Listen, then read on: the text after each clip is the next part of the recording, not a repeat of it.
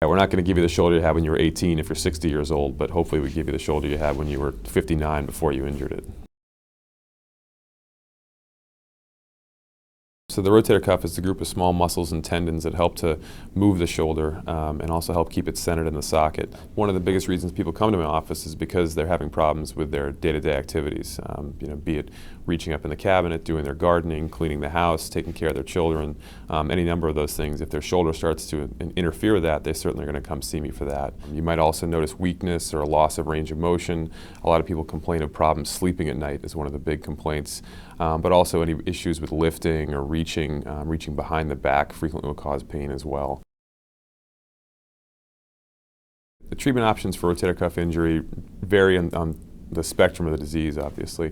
In terms of, for tendonitis, usually the first line treatment option is going to be physical therapy, and then sometimes we add a cortisone injection. Cortisone is a good medication for pain and inflammation. For about 90% of patients, just doing physical therapy for more rotator cuff tendonitis will be all they'll ever need.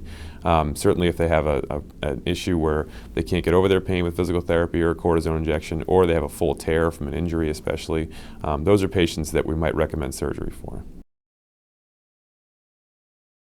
So if someone has a rotator cuff tear, the surgery itself is it's an outpatient procedure. It's almost always done arthroscopically, which basically involves a few small incisions around the shoulder. So certainly that's better from a cosmetic standpoint, but more importantly than that, there's less stiffness, the pain level is lower, so patients recover faster from that standpoint. The goal of any surgery is to get patients back to their full level of function, and a lot of that depends on what their level of function was before the surgery.